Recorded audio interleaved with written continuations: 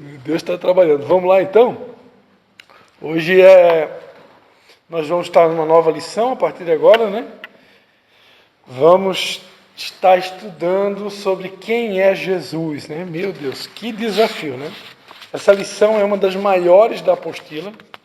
Não sei quantas aulas nós vamos levar para poder concluir ela. Ela é bem grande essa lição, né?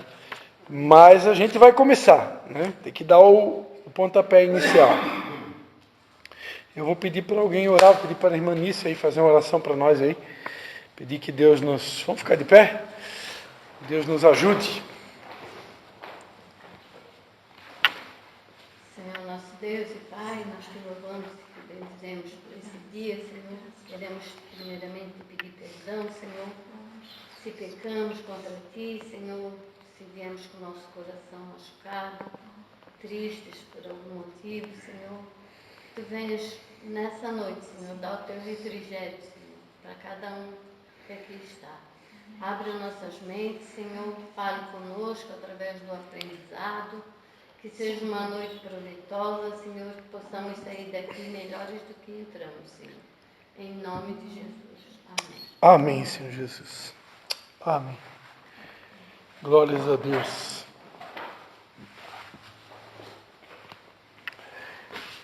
Chega mais para frente, Lucas. Estás quietinho aí no fundão, aí, Lucas? Chega mais pertinho aí, ó. Menos que tu estás com o ouvido bom, né? Mas estás com o ouvido bom, né? Que sem microfone, sem nada, não sei se a minha voz chega aí, né?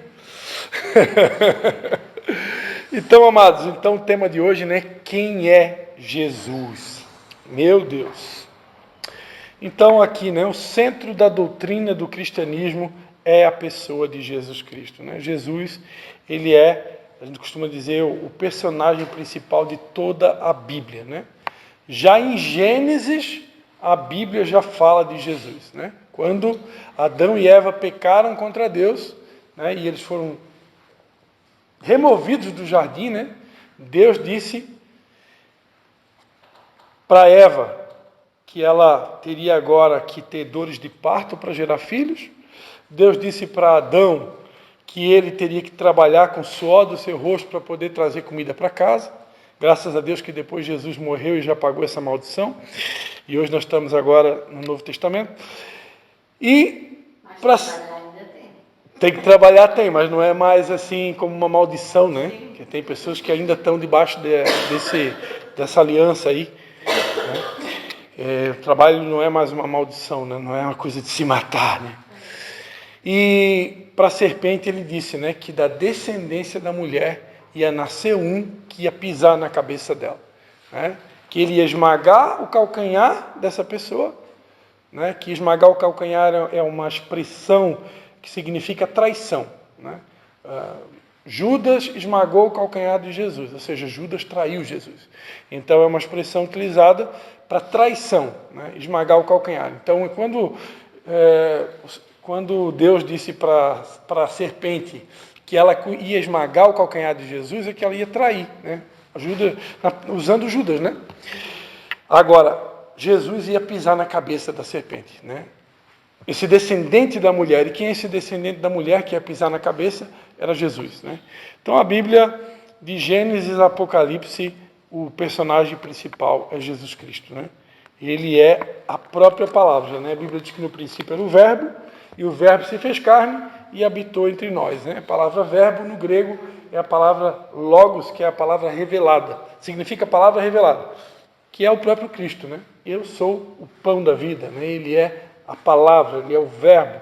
Então, a Bíblia é o próprio Jesus, né? Ele é o personagem principal e, ao mesmo tempo, ele é a própria palavra.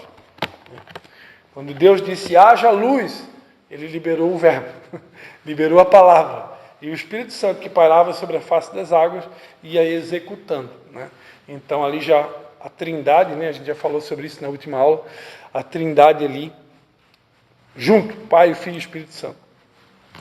Então ele é o centro de tudo. Paulo diz em 1 Coríntios 3,11 que ninguém pode colocar outro fundamento além daquele que já está posto, né? Que fundamento é esse? É Jesus. Jesus é chamado na Bíblia de pedra angular. Não sei se alguém aqui já viu isso no Google, mas Veja se não viu ainda, escreve lá pedra angular e pesquisa nas imagens. Você vai ver que era uma pedra, né, que ela dava sustentação para os edifícios, né? Hoje, os prédios são feitos de outra forma, né? Você cava o buraco, põe lá as sapatas, né? Naquela época tinha uma pedra angular, que ela dava o equilíbrio, a sustentação para as outras pedras. E Jesus era chamado na Bíblia de pedra angular. Ou seja, ele é a base, ele é o fundamento para tudo aquilo que a gente constrói ou edifica, né? Se alguém tentar edificar a obra de Deus, deixando Jesus de lado, nós estamos cometendo um grave erro, né? Eu até comentava com meu sogro, acho que foi ontem, hoje à tarde, eu estava comentando que eu fui convidado para dar uma palavra sobre Maria, num grupo de uma célula de católicos, irmãos católicos, e ali me pediram para falar um pouco sobre Maria, porque o tema da noite era Maria, né? E eles queriam que eu falasse sobre Maria. E aí pediram para me falar, ainda pediram para falar no microfone. Disse, meu Deus, né? Virgem Maria, Senhor Jesus, me ajuda aqui agora. E aí Deus ali me usou para falar, né, que não tem nada de errado de honrar Maria. A gente não pode adorá-la, né? Porque a Bíblia diz que somente o Senhor teu Deus adorarás e somente a Ele prestarás culto. Então a adoração é somente a Deus. Agora a honra, eu posso dar honra para quem eu quiser. E aí eu falei, né, que os evangélicos dão muita honra para Davi, né? Quantas pregações sobre Davi, um homem segundo o coração de Deus, Davi, o maior rei da história de Israel, né? E todo mundo fala, só que Davi foi adúltero, né? Davi foi assassino, e todo mundo enche a bola de Davi, né? Porque Davi, um homem segundo o coração de Deus. Aí, quer dizer, eu posso fazer pregações para Davi, mas para Maria, zero, né? É até pecado citar o nome dela, né? Isso é uma ignorância, né? Agora, se eu posso dar honra para Davi, se eu posso dar honra para Maria, para Jesus, então, nem se fala e nem se questiona, porque ele sim é o que mais merece honra. E por que eu estou falando isso? Porque é até interessante, né, que nós precisamos até rever isso. Claro que eu creio que a gente é guiado pelo Espírito, né? Mas pregadores que ficam muito tempo sem falar de Jesus, alguma coisa está errada, né? Eu prego um mês inteiro, eu prego sobre Paulo, eu prego sobre Pedro, eu prego sobre Davi, eu prego sobre Salomão, ninguém fala nada de Jesus, né? Então tem uma coisa esquisita aí, né? Porque Jesus é o personagem principal. Graças a Deus, domingo aqui, minha mãe, no Espírito, né, pregou sobre Jesus, né? Que em forma de Deus não teve por usurpação ser igual a Deus, né? Mas tomou a forma de homem, né? Se humilhou, se esvaziou até a morte e morte de cruz. Então é sobre ele que a gente tem que falar, realmente, né? Amém? Glórias a Deus. Então aqui diz, né? Há uma confusão de doutrinas a respeito de quem é Jesus. Cada religião tem uma visão a respeito de Jesus. Tem pessoas que veem ele como um homem, outros veem ele como profeta, ou como um grande sábio, né? Entre outras versões, são formas de alguns o enxergar, que alguns o enxergam. Esta diversidade de versões, de interpretações sobre quem é Jesus, né, já acontecia na época dele, né? Em Mateus 16, do 13 ao 16, né, a Bíblia diz que, chegando Jesus à região de Cesareia de Filipe, interrogou os seus discípulos, perguntando, né, quem dizem os homens ser o Filho do Homem? Respondeu-lhe, uns dizem João Batista, outros Elias, e outros Jeremias, ou um dos profetas. Perguntou ele, e vocês, o que vocês dizem que eu sou? Simão Pedro respondeu, tu és o Cristo, o Filho do Deus vivo. Então, na época de Jesus, algumas pessoas já achavam que ele podia ser uma reencarnação de Elias, né? Ou do próprio Jeremias, ou que ele fosse um grande profeta, né? E tinha até gente que achava que ele era o João Batista, né? E, na verdade, ele não era nada disso, né? E os anos se passaram e nada mudou, né? Tem pessoas que ainda continuam vendo Jesus como um grande líder, né? Um grande mestre, um grande guru, mas não tem ele como filho de Deus. Principalmente os judeus, né? Que é uma pena ver todos aqueles judeus lá naquele Muro das Lamentações, quem já viu na televisão, né? Eles ficam lá orando, pedindo para Deus enviar o Messias, sendo que o Messias já veio. E nós estamos esperando a segunda vinda dele e eles ainda estão esperando a primeira. Né? É uma pena, mas... Os testemunhos de Jeová também não falam de Jesus. Falam, né? Falam, mas eles não veem Jesus como nós, né? Eles veem Jesus como filho de Deus, mas não como Deus. Né? E nós vemos ele como Deus, né? Até esse texto que eu citei de João 1, né? No princípio era o verbo se fez carne. A Bíblia diz que o verbo era Deus. Né?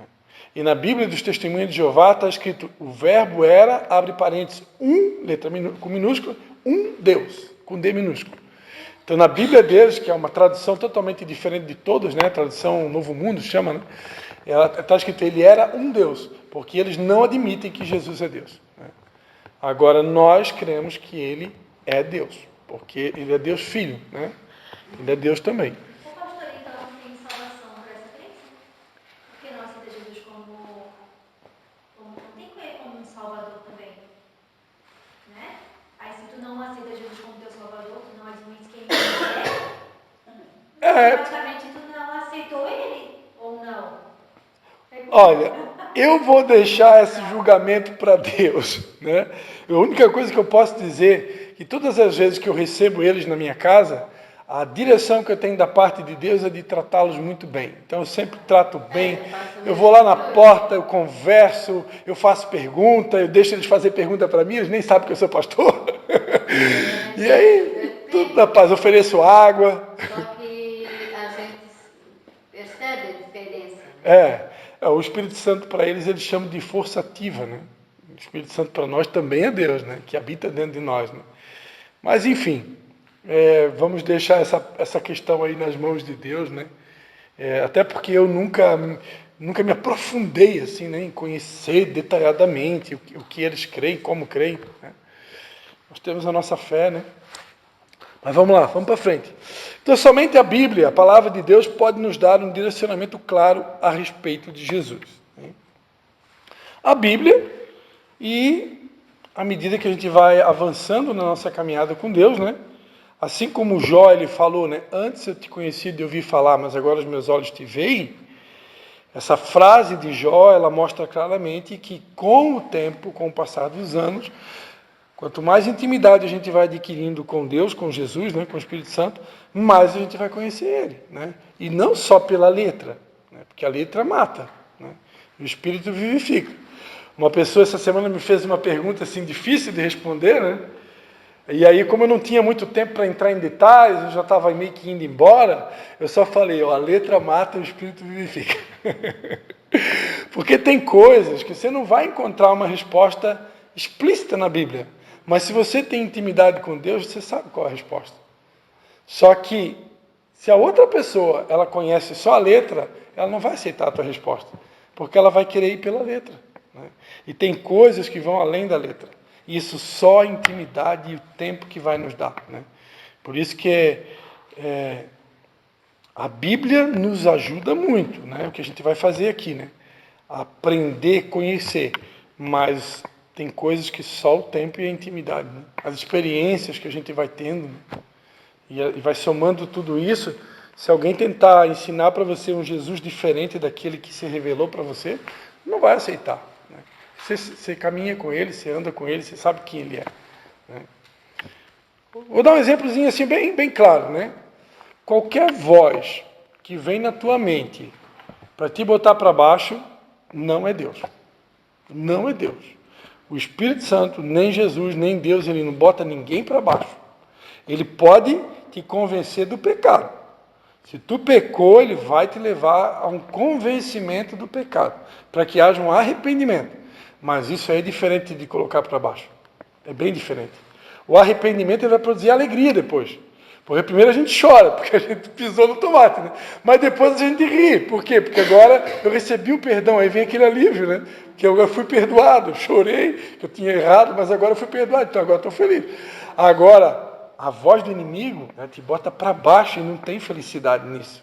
Não tem alegria, porque ele quer te ver triste, né? Quer te ver mal. E se eu não conheço a Deus, eu vou achar que aquela voz é a voz de Deus. E não é. É o capeta, muitas vezes falando, e a gente acha que é o Espírito Santo, e não é. Está dando para entender? Um exemplo assim simples. Mas quando a gente não conhece a Deus, a gente cai. Quem aqui nunca caiu nas vozes do inimigo? Né? Os pensamentos do inferno que vem na nossa mente muitas vezes. Né? Se tiver alguém que nunca caiu, você está pronto para ser arrebatado, né, irmão? Vamos lá, meu Deus do céu, essas curiosidades bíblicas não deixam a gente ir para frente. Porque Jesus é necessário para a minha vida. Meu Deus. Por quê?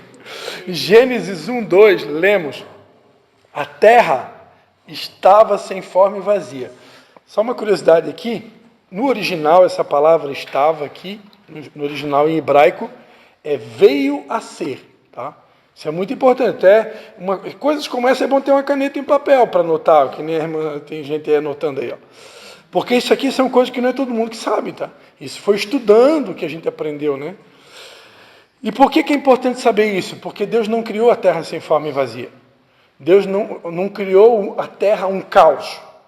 Não tem sentido. Um Deus tão inteligente, tão sábio, vai criar um caos, né? Ele criou tudo perfeito. Mas nós cremos, né? O pastor Marco Feliciano também crê assim, que com a queda de Satanás aqui na terra e com uma terça parte dos anjos, isso que os cientistas chamam de teoria do Big Bang, né, que aconteceu uma grande explosão, isso até tem sentido, né? Por quê? Porque houve realmente uma grande explosão, porque imagina, milhares de demônios caindo no céu aqui na terra, tudo de uma vez só, deve ter dado um barulho, né? E essa queda é que tornou a terra sem forma e vazia. A terra ficou um caos.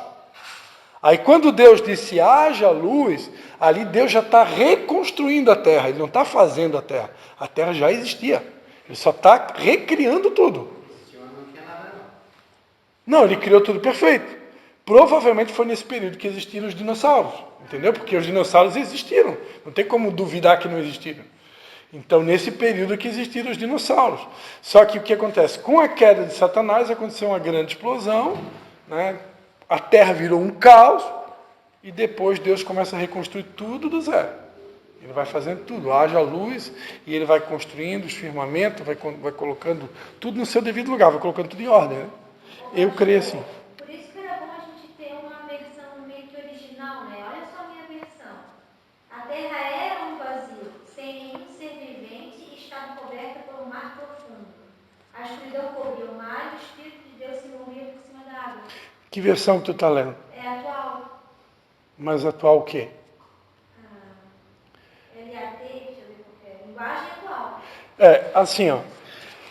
Até para pregar um evangelho numa célula, por exemplo, eu acho até legal usar uma versão tipo a Nova Tradução da Linguagem de hoje, ou para pregar para adolescente, acho até que pode. Mas eu procuro sempre utilizar a Almeida. Né? Eu uso sempre no meu celular a Nova Almeida atualizada. Porque a Almeida, ele foi o primeiro cara de língua portuguesa que traduziu do original, e esse cara tem toda uma história, eu já estudei a história dele, então é uma tradução mais fiel, né?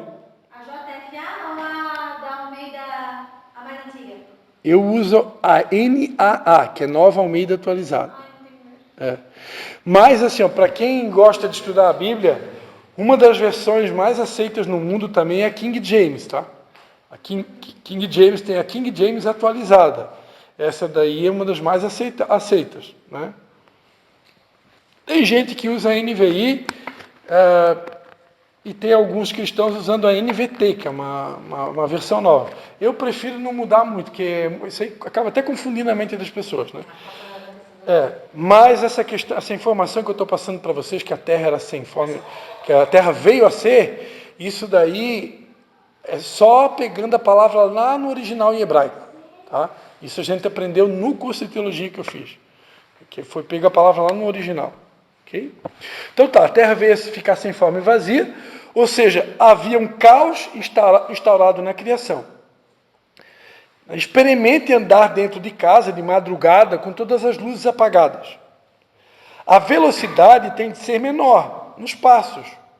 Mãos à frente, apalpando, iminência de algum acidente e pior, se acontece algum barulho, já bate aquele medo. Né? Então, né, você já consegue imaginar na tua mente você andando dentro de casa no escuro? Né? A tendência é que vai acabar se machucando, né? Oi? Quando eu era adolescente, eu passava minhas férias de inverno aqui no Rolador, na casa do meu tio ali. E eu gostava de caçar passarinho lá por cima do morro, lá, né? Morro da Pipa. E ali não tinha luz naquela época, né? Então a gente tomava banho com aquelas bacias de alumínio, né? E à noite era com luz de querosene, né? Aí depois que apagava lá aquele candeeiro com a luz de querosene, ficava tudo no escuro. Né? Então imagina você andar no escuro, né? Deus não podia deixar a terra naquela situação. Por isso a primeira coisa que ele disse, haja luz, e houve luz. Né? Jesus disse, eu sou a luz do mundo. Né? Posteriormente, em Gênesis 3, após a desobediência do homem no jardim do Éden, a escuridão que havia anteriormente na terra, a luz organizou. Passou a habitar dentro do homem. O pecado nos separou da presença de Deus, nos impossibilitou de ter comunhão com o Criador, nos tirou do propósito e trouxe a morte e o mal para nossas vidas, ou seja, as trevas. Por isso, toda pessoa sem luz é espiritualmente falando sem forma e vazia, porque está em trevas. O homem sem Deus perdeu grande parte de seu potencial, pois se afastou de sua fonte, o Criador. Entregou a autoridade sobre a terra, que Deus lhe deu por direito. Né? Em primeira instância, Deus nos criou para governar essa terra. E o homem entregou tudo isso nas mãos de Satanás, por causa do pecado. Em trevas, o homem ficou cego, buscando cada vez um distanciamento de Deus, e assim se aproximando do mal. O inimigo, com suas artimanhas, cegou o entendimento dos homens, né, conforme está escrito lá em 2 Coríntios 4, do 3 ao 4, fazendo com que toda pessoa sem Deus seja como a primeira parte do versículo 2 de Gênesis 1, sem forma e vazio. E assim o ser humano se lança em uma busca desenfreada de tentar preencher esse vazio interior e ganhar forma, ou seja, descobrir um sentido para a vida. Mas quanto mais ele busca, parece que pior fica, pois só Deus pode dizer, haja luz, e assim trazer sentido para as nossas vidas. A única forma de a pessoa sair da cegueira é vindo para a luz. A gente já citou mais de uma vez na aula de hoje, João 1, mas agora a gente vai ler. João 1, do 1 ao 4 e o versículo 9, diz, no princípio era o verbo, e o verbo estava com Deus, e o verbo era Deus. Ele estava no princípio com Deus. Todas as coisas foram feitas por meio dele, e sem ele nada do que foi feito se fez. Nele estava a vida, e a vida era a luz dos homens. Versículo 9, a luz verdadeira que ilumina a todos. Os homens estavam vindo ao mundo. Então Jesus, ele é a própria luz. Em João 8, versículo 12, diz, Jesus continua dizendo à multidão, eu sou a luz do mundo, quem me segue não andará em trevas, mas terá a luz da vida. A Bíblia nos mostra que essa luz é Jesus. Para recebermos essa luz que põe em ordem as coisas, que põe em ordem as nossas vidas, precisamos abrir o nosso coração para Jesus e deixá-lo entrar. Porém, é preciso andar na luz. Né? A Bíblia diz lá em Gálatas 5, né, que nós devemos andar na luz, como Ele na luz está. Na verdade, Gálatas 5 diz um pouquinho diferente. Deixa eu só aqui para não falar besteira.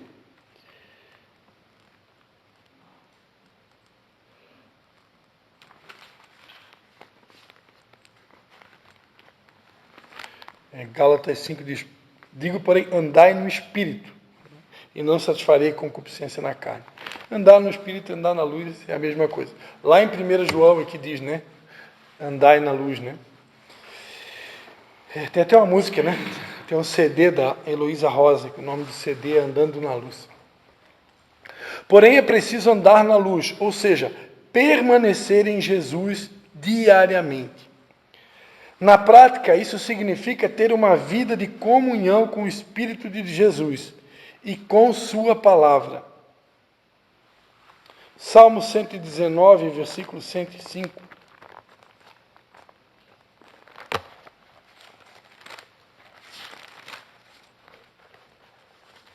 Salmo 119 é o maior salmo da Bíblia. Salmo 119, 105 diz: Lâmpada para os meus pés é a tua palavra e luz para o meu caminho. Então, na prática, isso significa ter uma vida de comunhão com o Espírito de Jesus e com sua palavra. Isto porque Jesus é a própria palavra encarnada. Eu já tinha falado isso, né? Então, só repetindo. Em Hebreus 1, 3.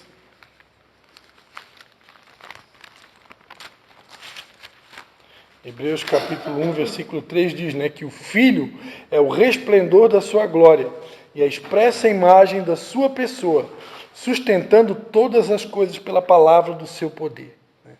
Então, o Filho Jesus, ele é o resplendor da glória do Pai, a expressa imagem da sua pessoa. Então, Jesus é a expressa imagem do Pai. Quem olha para Jesus vê o Pai. Foi isso que ele falou para Filipe, né? Quando Filipe disse para Jesus, mostra-nos o Pai. Aí Jesus disse para Filipe, Filipe, há tanto tempo tu estás comigo, como assim que tu diz, mostra-nos o Pai? Tu não sabe que quem vê a mim vê o Pai? Que quem olhava para Jesus via o Pai. Por quê? Porque ele era a expressa imagem do Pai. E já que a gente, no começo da aula, a gente tocou no assunto, né, de religiões que não adoram a Jesus, né? É sempre bom lembrar que lá em Apocalipse, né, até uma das músicas mais cantadas nos últimos anos, né, ao que está assentado no trono e ao Cordeiro, né, seja a honra, a glória e o louvor, né. Isso está lá em Apocalipse, é uma música do pastor Antônio Cirilo, mas ele só pegou da Bíblia, né, está lá em Apocalipse.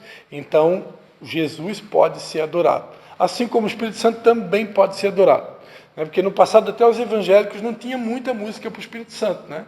Dos anos para cá é que se fizeram muitas músicas para o Espírito Santo, porque ainda tinha uma certa travinha, né? Mas hoje não tem mais essa trava, né? Eu posso fazer música tanto para o Pai, como para o Filho e para o Espírito Santo, porque os três são um. A Bíblia nos mostra que essa luz é Jesus.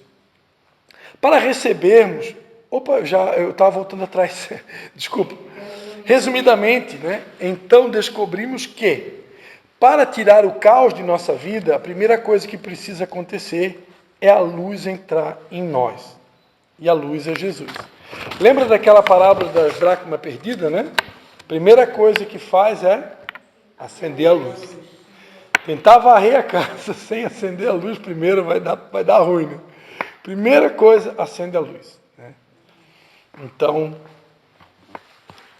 primeira coisa, sem Jesus a gente não consegue nada, né? Quando a Bíblia diz, né, a minha graça te basta, é a mesma coisa que dizer, né, tudo que tu precisa de mim, né? Porque a graça e Jesus é a mesma pessoa, ele é o amor encarnado, ele é o amor de Deus, ele é o próprio amor, né?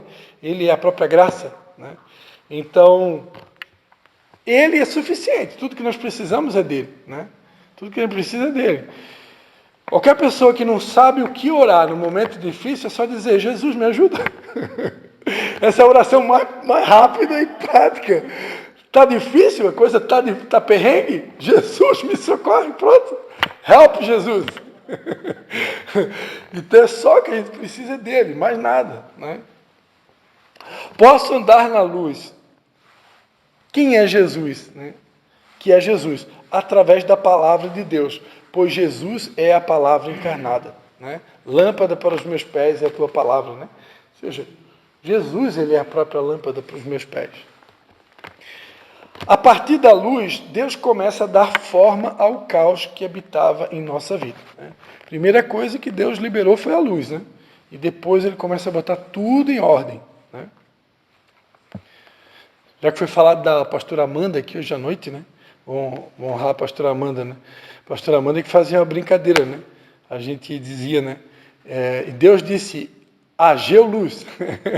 Para lembrar do livro de Ageu, né? A gente falava Ageu Luz. Mas é ouve luz. Ele falava Ageu Luz. Só para lembrar do livro de Ageu. Nesse processo de retirar o caos de nossa vida, Deus transforma a nossa vida em todas as áreas, física, emocional e espiritual. Ou seja, a obra que Deus quer fazer é completa, né? Realizando uma obra completa e gradual de salvação, libertação, santificação e avivamento através do Espírito, com letra maiúscula, Espírito Santo. Romanos 5,5 diz, né? Ora, a esperança não traz confusão, porque o amor de Deus está derramado em nossos corações pelo Espírito Santo que nos foi dado. Por isso, a partir desse momento, meu maior alvo Por isso, a partir desse momento, o meu maior alvo passa a ser conhecer Jesus, saber quem Ele é e o que Ele fez por mim. Um grande exemplo de alguém que realmente estava disposto a tudo para conhecer a Jesus é o apóstolo Paulo, né? A minha mãe pregou aqui Filipenses 2, domingo, né? Em Filipenses 3, no versículo 7, Paulo ele vai dizer assim, né? O que para mim era lucro, considerei-o perda por causa de Cristo. Na verdade, tenho também por perda todas as coisas pela excelência do conhecimento de Cristo Jesus, meu Senhor, por quem sofri a perda de todas essas coisas e as considero como refúgio para que possa ganhar a Cristo, né? E seja achado nele, não tendo justiça própria que vem da lei, mas a que vem pela fé em Cristo, a saber, a justiça que vem de Deus pela fé. Desejo conhecê-lo e o poder da sua ressurreição e a comunhão dos seus sofrimentos, conformando-me com ele na sua morte, né, para ver se de alguma maneira posso chegar à ressurreição dentre os mortos. Esse texto aqui de Filipenses, ele mostra realmente o exemplo de alguém que realmente queria conhecer Jesus, né? Estava disposto a tudo, né? Estava disposto a perder qualquer coisa, né? E até mesmo sofrer. E algo muito diferente do que se vê nos dias de hoje, né? Muita gente não quer abrir mão de mais nada, né? Não quer pagar preço nenhum, não quer abrir mão de nada, né? E não é assim, não funciona desse jeito, né? Para conhecer Jesus, tem alguns processos que a gente precisa enfrentar, tem algumas renúncias a serem feitas, né? É um caminho realmente de cruz, né? É um caminho de renúncia, é um caminho de abrir mão da nossa vontade, do nosso conforto, para que a vontade dele seja feita, né? E Paulo estava disposto a tudo, né? Então que nesse tempo realmente nós possamos estar apaixonados, né? Porque quando a gente está apaixonado, não tem dia, não tem hora, né, para buscá-lo e nem para fazer a vontade dele. Jesus e sua pré-existência e encarnação. Como nós já mencionamos em João 1, ele é a palavra de Deus, se fez carne.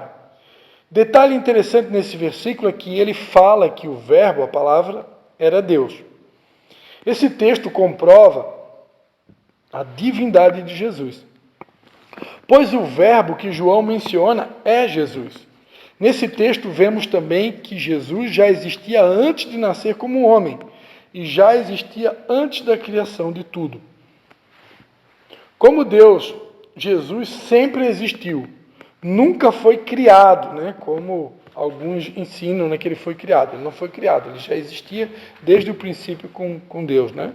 A Bíblia diz em Colossenses, capítulo de número 1, que ele é a imagem do Deus invisível, né? O primogênito de toda a criação, pois nele foram criadas todas as coisas que há nos céus e na terra, visíveis e invisíveis, sejam tronos, dominações, principados, potestades, tudo foi criado por ele e para ele. Ele é antes de todas as coisas e todas as coisas subsistem por ele. Então, tudo foi criado por ele. Ele já existia desde o princípio com Deus e tudo foi criado por ele juntamente com o Pai, né? E ele, o Pai e o Espírito sempre estiveram juntos.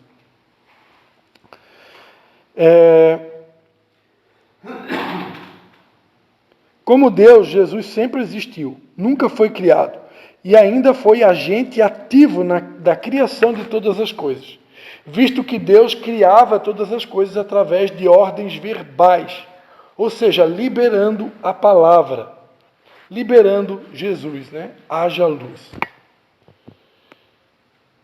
E haja expansão no meio das águas. E a gente pregou aqui num culto, né, sobre a importância de confessar a palavra da fé, né? Minhas palavras têm poder.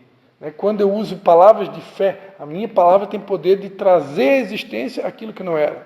Eu posso orar por um doente que estava doente, mas a partir do momento que eu libero a palavra, com fé, aquela doença vai embora e a pessoa é curada. Então, tudo Deus fez pela palavra. Ou seja, Jesus é a própria palavra. Né? Então, quando eu uso esse nome com fé, tudo pode ser mudado, né?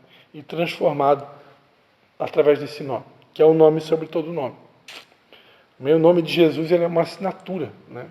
Ele é como se fosse uma senha, como se fosse uma chave, que quando eu uso com poder e autoridade, os demônios se curvam, né? A pessoa vai expulsar um demônio, primeira coisa que ela faz, né? Eu te ordeno que saia em nome de Jesus, né? Ninguém manda o demônio sair em nome de Cristo, ou em nome de Alice, né? Fala, em nome de Jesus, e quando tu fala em nome de Jesus, ele tem que sair. Porque no nome de Jesus, todo joelho se dobra. Amém? João 1,15, João 8,42, 8,56, 58, 6,38. Jesus mesmo nascendo quase 2000 anos após Abraão, diz existir antes de Abraão. E que Abraão, quando viu a Jesus, se alegrou. Lá em João, eu vou ler só João 6,38. João 6,38, Jesus está conversando, eu acho que é aqui, deixa eu ver. João 6,38, não é esse texto que eu quero ler. Eu acho que é o 8,42. João 8,42 diz, né? Disse-lhe Jesus, se Deus fosse o vosso Pai, vós me amarias, pois eu vim de Deus e aqui estou. Não vim por mim mesmo, mas foi Ele que me enviou. No 56, vosso pai Abraão exultou por ver o meu dia, viu e alegrou-se. No 58 ele vai dizer, em verdade vos digo, que antes que Abraão nascesse, eu sou. Ou seja, antes de Abraão nascer, Jesus já era. Ele já existia. Por quê? Porque Jesus já vem muito antes de Abraão. Né? Quando Jesus falou isso, os judeus queriam matar ele. Isso porque Jesus não passou a existir no ventre de Maria. Jesus foi apenas sua encarnação, pois foi enviado do céu pelo Pai. Na declaração de Jesus, observamos o seguinte detalhe. Quando Moisés pergunta a Deus o seu nome, na sarça ardente, Deus respondeu, Yahvé, ou Jeová, que traduzido na língua portuguesa, significa eu sou. Aqui Jesus diz, né, antes de Abraão existir, eu sou.